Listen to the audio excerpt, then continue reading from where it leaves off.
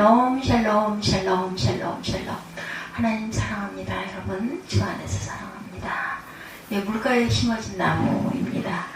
이런 일화가 있어요. 김포공항에 비행기가 착륙하는데 바퀴가 빠지지 않아서 통째로 착륙을 하게 되었다고 합니다. 기장이 안내 방송을 합니다. 승객 여러분, 비행기가 비상 착륙을 해야 합니다. 비행기가 충격으로 두동강이 날 수도 있으니 안전띠를 메고 정신을 차리고 계십시오. 이런 방송이 나옵니다. 그래서 비행기는 승객들이 난리가 나죠. 예, 그런데 비행기 안 승객들의 반응을 비교해 보니 서양 사람들은 가델품이를 외쳐요. 하나님 살려주세요 라고 외치며 기도하다라는 거죠. 일본 사람들은 나무아미타불하고 영부를 외우더랍니다. 반면에 한국 사람들은 비명을 지르고 울고 불고 어쩔 줄을 몰라 하는 모습이더라. 예, 사람이 매우 급한 위기 상황을 당하면 속에 뿌리를 깊게 내리고 있는 신앙이 나온다는 거죠.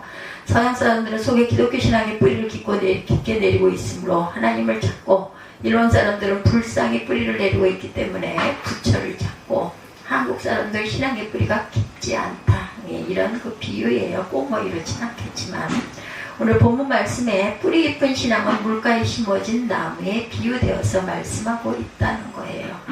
저는 참 이 부분에 은혜를 받았어요.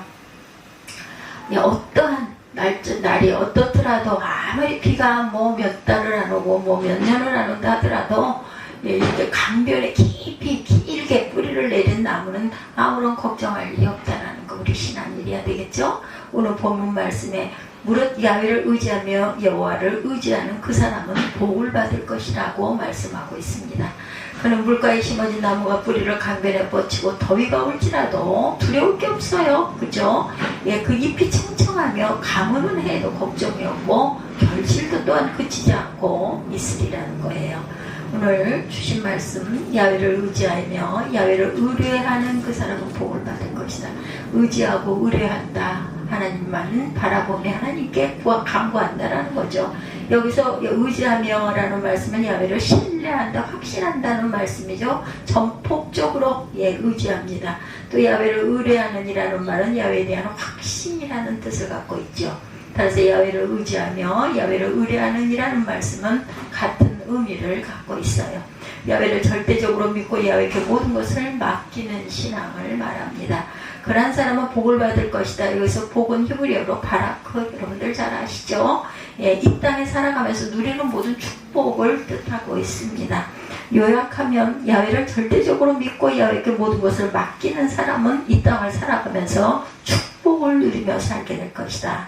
잠언 16장 3절에 보면 너희 행사를 야훼에게 맡기라. 그리하면 네가 경영하는 것이 이루어지리라.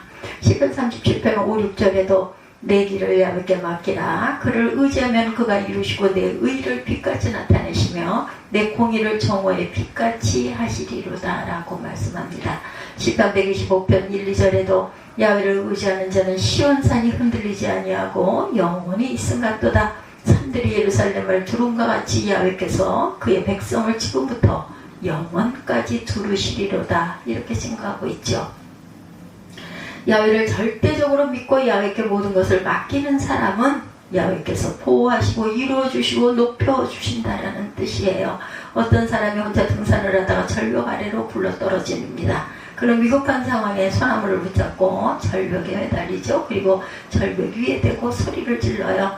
살려요, 살려주세요. 거기 아무도 없습니까? 막 부릅니다. 그래서 위에서 소리가 들려와요. 염려하지 마라, 내가 여기 있노라. 그 사람이 묻습니다. 누구십니까? 그러자 또 위에서 소리가 들려옵니다. 나는 하나님이다. 그 사람이 다급하게 소리를 질러요. 하나님, 저 좀 살려주세요. 네, 살려만 주신다면 하나님을 평생 잘 섬기겠습니다. 그래서 또 위에서 소리가 들립니다. 알았다, 내가 시키는 대로 해라. 그 나무에서 내 손을 놓거라. 그 사람이 아니 그게 무슨 말씀입니까? 저는 이 나무에서 손을 놓으면 떨어져 죽습니다. 아니다, 너는 살 수 있다. 나무에서 손을 놓아라. 그러자 그 사람이 아무 말 없이 잠시 침묵합니다. 그리고 잠시 후에 소리칩니다. 살려주세요. 위에 누구 다른 분 없습니까? 예, 무슨 뜻인지 아시겠죠? 하나님을 절대적으로 믿고 하나님께 모든 것을 맡겨야 한다라는 것입니다. 무릇 야훼를 의지하며 야훼를 의뢰하는 그 사람은 복을 받을 것이라고 말씀하고 있어요. 그러므로 하나님을 섬기는 저와 여러분은 하나님을 절대적으로 신뢰하고 믿고 의지하고 의뢰하고 하나님께 모든 것을 맡겨 하나님으로 인해 복 있는 사람이 되시기를 축원합니다. 그리하려면 손을 놓아야 돼요. 내가 붙들고 있는 세상의 것이 무엇인지, 그것이 물질인지 명예인지 아니면 배우자인지 이런 것들을 손을 놓고 하나님만 온전히 섬겨라. 그렇다면 야훼를 의지하며 야훼를 의뢰하는 사람은 어떤 복을 받는다고요? 물가에 심어진 나무가 된다라고 말씀하고 있죠. 물가에 심어진 나무와 같이 복 있는 사람이 된다. 물가에 심어진 나무는 몇 가지 특징이 있어요. 그렇죠? 첫째는 뿌리를 강변에 뻗치고 라고 합니다. 그 뿌리를 강변에 뻗쳐서 물과 영양분을 충분히 공급을 받아요. 두 번째는 더위가 올지라도 두려워하지 아니하며, 물가에 심어진 나무는 더위가 올지라도 두려워하지 않습니다. 세 번째는 잎이 청청하며, 물가에 심어진 나무는 사시사철 잎이 청청합니다. 네 번째는 가무는 해도 걱정이 없어요. 염려, 걱정, 근심하는 것은 믿음이 연약해 있으리다. 물가에 심어진 나무는 가무는 해도 걱정이 없다. 다섯 번째는 결실이 그치지 아니함과 같으리라. 물가에 심어진 나무는 결실이 그치지 않고 열매가 계속해서 맺힌다. 물가에 심어진 나무의 가장 큰 특징은 뿌리를 강변에 뻗치고 있다. 그 뿌리를 강변에 뻗치고 있으니 뿌리가 깊다. 물과 영양분을 충분히 공급받아요. 태풍이 불어와도 쓰러지지 않고 가무는 해도 걱정이 없다. 뿌리가 깊은 나무로는 삼나무, 참나무, 아카시아 나무라고 그러네요. 참나무는 뿌리를 펼쳐놓으면 수백 미터나 된다고 합니다. 특히 바나나 나무는 뿌리를 깊게 내리고 있어서 나무의 밑동까지 잘라도 금세 다시 자라고 불러 태워도 다시 자란다고 합니다. 그래서 바나나 나무를 없애는 유일한 방법은 뿌리채 뽑는 것이라고 그래요. 그래서 뿌리가 깊으면 이렇게 생명력이 왕성하다. 우리의 믿음 생활도 마찬가지겠죠? 뿌리가 깊으면 어떠한 상황에도 승리할 수가 있다. 마태복음 13장에 씨 뿌리는 비유가 나오죠? 씨 뿌리는 자가 나가서 씨를 뿌리는데 더러는 길가에, 더러는 돌밭에, 더러는 가시떨 위에 떨어지고 더러는 좋은 땅에 떨어지죠. 그래서 좋은 땅에 떨어진 씨는 30배, 60배, 100배의 결실을 맺는다고 하고 있습니다. 근데 길가와 돌밭과 가시떨기에 떨어진 씨는 결실하지 못해요. 차이점이 뭘까? 뿌리죠, 뿌리. 뿌리를 잘 내린 씨는 결실하고 뿌리를 잘 내리지 못한 씨는 결실하지 못한다. 뿌리가 중요하다. 시편 1편 3절이죠. 그는 시냇가에 심은 나무가 철을 따라 열매를 맺으며 그 잎사귀가 마르지 않은 것 같으니 그가 하는 일이 다 형통하리로다. 시냇가에 심은 나무는 철을 따라 열매를 맺어요. 잎사귀가 마르지 않습니다. 그 이유는 시냇가에 심은 나무는 뿌리가 시냇가에 뻗어있기 때문에 물과 영양분을 충분히 공급받아서 열매를 맺고 항상 푸르게 하늘을 향해 씩씩하게 자라가고 있다. 햇빛도 엄청 많이 왔겠죠. 그렇죠? 창세기 49장 22절에 요셉은 무성한 가지고 샘 곁에 무성한 가지라 그 가지가 담을 넘었도다 이렇게 증거하고 있습니다.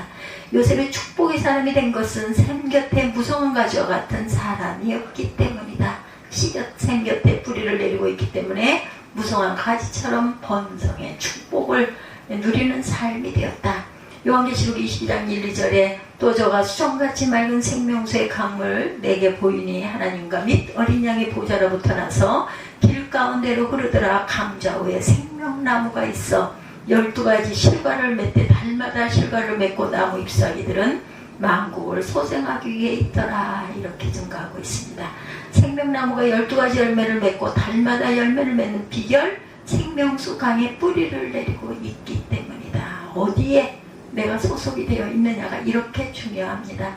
세상에서 유명한, 세상에서 이름 있는 그것이 중요한 게 아니라 하늘나라에 우리를 지으신 창조주에게 이름을 붙이고 있는, 소속이 되어 있는 저와 여러분들이 되셔야 한다.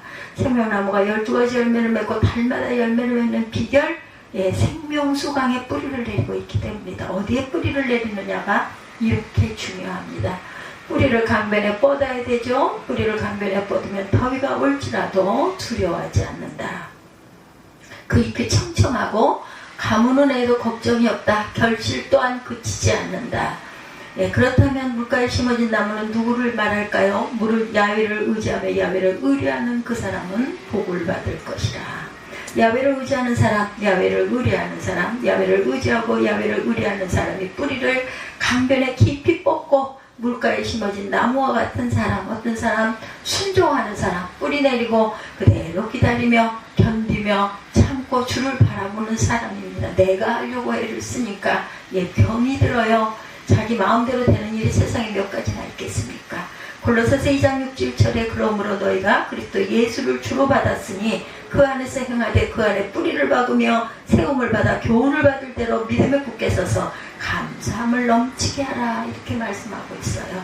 골로새서 2장 6, 7절입니다. 그러므로 너희가 그리스도 예수를 주로 받았으니 그 안에서 행하되 그 안에 뿌리를 박으며 세움을 받아 교훈을 받은 대로 믿음에 굳게 서서 감사함을 넘치게 하라. 뭐를 해야 돼요? 감사함을 넘치게 해야 합니다. 그 안에 뿌리를 박으며 그 안에, 즉 그리스도 예수 안에 뿌리를 박아라. 그리스도 예수 안에 뿌리를 박아야 한다는 것, 그리스도 예수 안에 뿌리를 깊이 박아야 합니다. 그리스도 예수 안에 뿌리를 깊이 박으면 그리스도 예수로부터 영양분을 공급받아 열매 맺는 복 있는 사람이 된다. 영양분은 어디 있어요? 말씀 안에 있습니다. 요한복음 7장 37절입니다. 누구든지 목마르거든 내게로 와서 마셔라. 나를 믿는 자는 성경에 이룬 것 같이 그 배에서 생수의 강이 흘러나오리라 말씀하고 있습니다. 나를 믿는 자, 예수를 믿는 자는 그 배에서 생수의 강이 흘러나온다라는 거예요. 예수님을 믿는 자는 그 배에서, 즉 속에서 생수의 강이 흘러나온다. 속에서 생수의 강이 흘러나오면 어떻게 되겠어요? 목마르지 않고 만족하고 열매를 풍성히 맺게 된다. 보잘것없는 들풀도 화분에 심어놓으면 화초의 대우를 받는다, 이런 말이 있습니다. 사람도 마찬가지. 어디에 심어져 뿌리를 내리느냐에 따라서 인생이 달라진다.